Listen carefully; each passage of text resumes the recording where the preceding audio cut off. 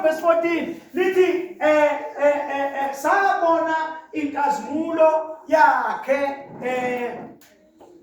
sabona inkazimulo yakhe enjengogcwele umusa neqiniso. Amen.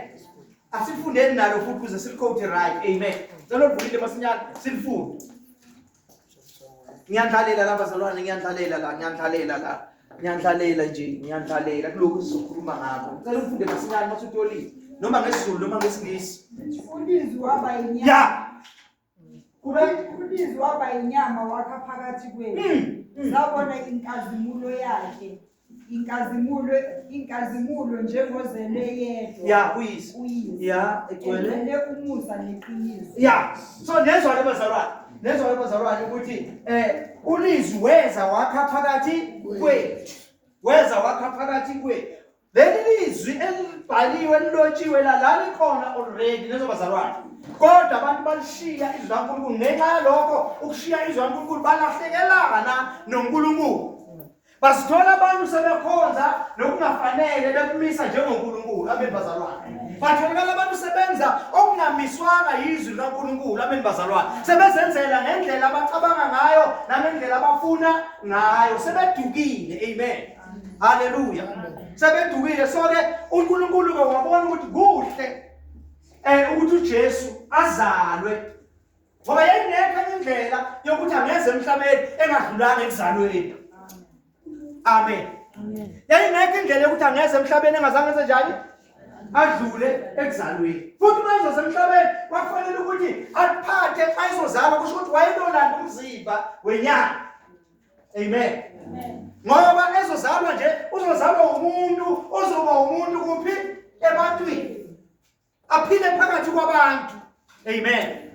Aphile phakathi kwabantu. There are many reasons uJesu azizela. Amen. Ziningi izizathu azizela. But nje ukubuyisela emuva noma ukubopha konke ngebhandle lodwa singathi he came to restore. Amen. Uzokwenzekani? Ukuzorestore, ukuzobuyisela izinto ezilahlekile. Amen. Hallelujah. Uzobuyisela izinto ezenzenjani bazalwane? Ezilahlekile. Amen. So ke ukuzobuyisela izinto ezilahlekile, okokuqala ukukhulu ukulahlekela umuntu ulahlekelene noNkulunkulu. Amen. Ulahlekelane nobani? Ulahlekelane noNkulunkulu. So uJesu uza ukuthi azobuyisela uNkulunkulu noma azobuyisela abantu kuNkulunkulu. Amen. Hallelujah. But before azokwenza lokho kufanele yena ngoba uze ebantwini. Abantu abadalwe ngomfanekiso kaNkulunkulu nangomfuziselo wakhe. Amen bazalwane. But akungasaveli lokho abadala beyikho okungasatheli izithelo zalento abadala beyiyo kunaloko sekuthela okuhlukile. Amen bazalwane. So unyazelekile ke ukuthi akeze before azowabuyisela akaqala aphile phakathi kwabo aphile njengomuntu. Aphile phakathi kwabo aphile njengomuntu. Amen. Though ezophila phakathi njengomuntu kodwa uphethe kokubili. Uphethe kuba uNkulunkulu, uphethe kuba umuntu. Umuntu ngokuphelele, uNkulunkulu ngomjani? Ngokuphelele. Amen. Hallelujah. Njengoba umuntu umsebenzi wakhe is to glorify God. Amen bazalwane. So yena mayeza ephila emhlabeni abantu babuka uNkulunkulu kuye. Ngoba yena uzobuyisela abantu ukuthi bazi ukuthi bekuyini injongo yokuthi babekwe emhlabeni. Is to glorify God.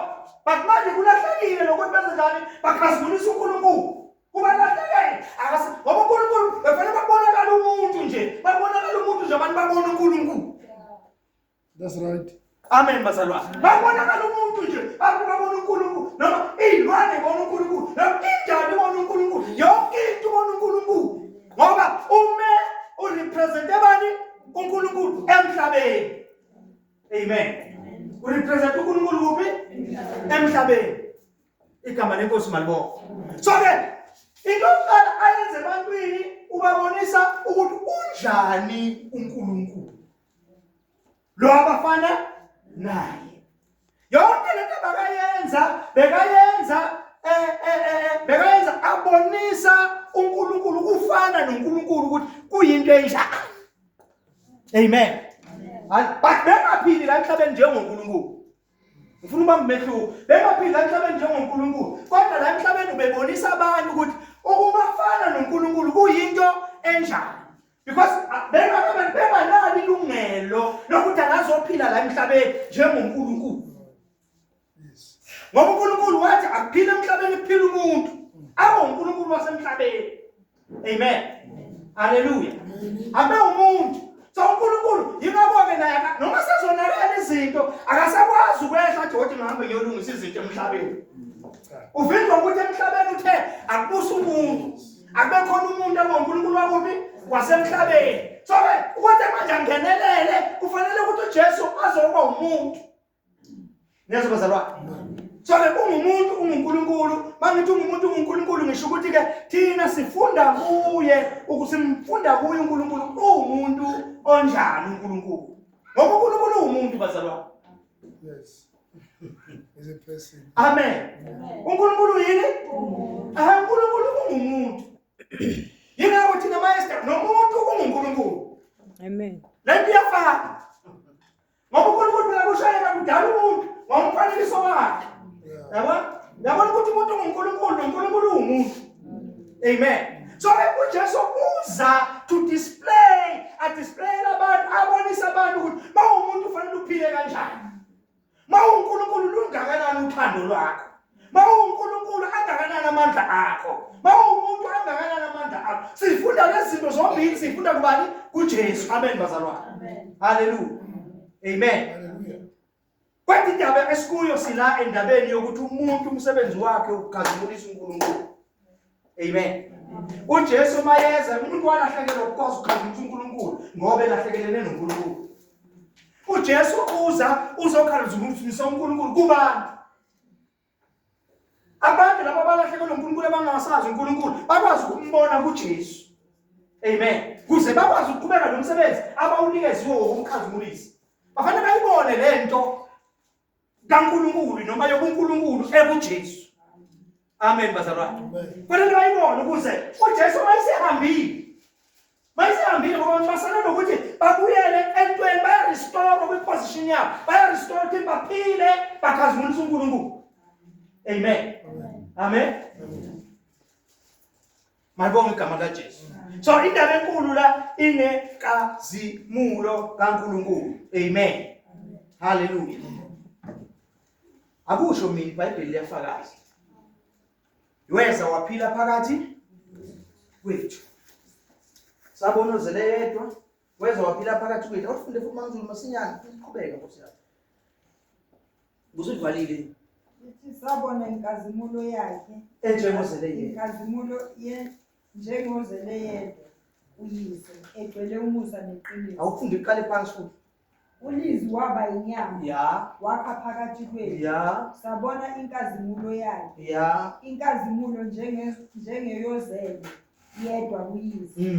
Egcwele umusa neqiniso. Ya, inkazimulo yonjengozelwe yedwa kuyise. So wayenenkazimulo lezo bazalwane. Sabona inkazimulo yakhe enjengozele yedwa kuyise. Seseyedwa manje. Amen. Seseyedwa manje but ngoba uzele kuletha lenkazimulo kufanele ashiye nafika zala abantu abazofana naye okuzobonakala kubo ini lenkazimulo. Amen. Amen. Njengoba manje uza sesifunda lapha kuIsaya lenkazimulo. Amen. Lenkazimulo sesifunda lapha kuIsaya chapter 60 manje masifunda khona ayisakhulumi ngomuntu oyedwa. Amen. Kodwa ikhuluma ngomuntu onjani? Oyedwa. Njengoba sibona lapha kuIsaya ayisakhulumi ngomuntu oyedwa. Kodwa ikhuluma ngomuntu oyedwa. Malibonge igama likaJesu. Ngoba phela uJesu uqala eyedwa aze abe abaningi agcine seoyedwa. Abantu manje. Sisodwa mase sifunda ukuba munye as a church. Sesiwumuntu onjani?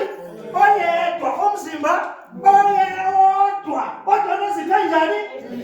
eyiningi amen bazalwane eyiningi abanye amagama kusho ukuthi lento le kanti uJesu ayedwa lezo bazalwane asesiyazala umuntu makushulela ivangeli kuyo uyazalwa kabusha abe umntwana kaNkulunkulu but uma esezaliwe uyathathwa njengesitho alisiwe emzimbeni athole ukuba yisitho emzimbeni oyibani. Amen. So ibandla lona linye ngazo maniyesha hii ibandla lona linjani linye noma uzwa lapho kuthiwa vuka ukhanye akuthiwa vukani nenze njani nikhanye yebo yiqiniso ukuthi nawe as an individual ufanele uvuke la ukhona ukhanye njengomntwana kabani but uNkulunkulu okukhulu abhekile ukuthi akuvuke ibandla likhanye. Amen. Ibandla kufanele njani livuke likhanye. Asifundeke mhlawumbe sizounderstand kangcono phinda ku-60 futhi Isaya. Wathi mfunde mina ngoba sengijolile. Lithi arise, shine for your light has come and the glory of the Lord rises upon you. Amen. Amen. Lithi ngesiZulu arise and shine.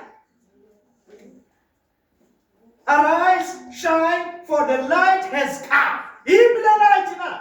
Yiphi le light eza? Yiphi le light ekhulunywa ngayo na? Inkazimulo kaNkulunkulu ongeke ukwazi ukuyivika noma ukuyiziba mayisekhona. Angazi maneze bazalwane. Yiyo le light okukhulunywa. Le light mangabe ungabuyela emuva uyayifuna le light lapha ya kuJohn chapter 1 amen bazalwane again lithi ulizwi weza wakha phakathi kwethu lezo bazalwane no lithi kuqala wayekhona enguNkulunkulu ekuNkulunkulu lithi sabona lithi ngoba khona kwavela ngaye ngaphandle kwakhe akukho into ezenjani olivelile bese kuqhubeka lithi yena ulizwi ukukhanya kwabantu ukukhanya kwani ulizwi mayisefikile izwi kaNkulunkulu mayisefikile uJesu mayisefikile ukukhanya kwabantu izwi mayisefikile liyakhanyisa likhanyisa libe obali into ukuthi iyini lento i-understand yiwo wonke umuntu amen bazalwane. So uJesu uze ukuthi abantu bakhanye lokho ababekudalelwe lokho ababekumiselwe from ekuqaleni mabedalwa kukhanya makuthiwa khulunywa ngomuntu ukuthi yini lento umuntu yini kanti lento yini kanti lesidalwa somuntu izokhanya ngoba seyenza lokhu ekumiselwe ukuthi mayenze njani mayikwenze.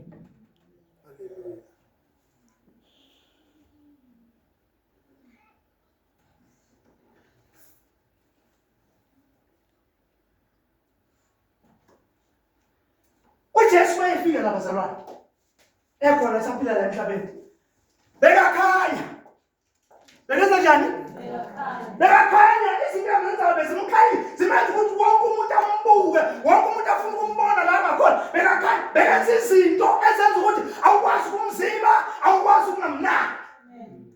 Angazi uma nezwe bazalwane amen.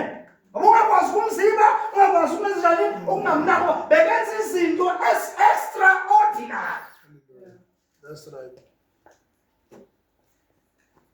Nathi sadalwa kanjalo ukuthi whatever we want to do whatever into siyenzayo siyenze kubonakala ukuthi akusesiyo umuntu nje osenyameni lo kodwa kube ngathi yenziwe uNkulunkulu. Angazi uma nezwe bazalwane amen. Amen. Ingakho kushayela kuvukela kuqala ukushayela kuqala wakhalela kuqala wathulisa ulwandle amen bazalwane wathulisa isivumu wavusa abafileyo wenza yonke into bazalwane wenza yonke into ama-accuse kube nama-accusation amaningi enzakalayo kuye ngoba bekhanya behlukile bengazileki. Amen. So manje njengoba sekuthiwa-ke manje vuka ukhanye sekukhulunywa ngebandla la. Amen. Ukhulunywa ngathi sasinjengebandla umzimba kuthiwa lana-ke arise shine for the light has come. For the light has come.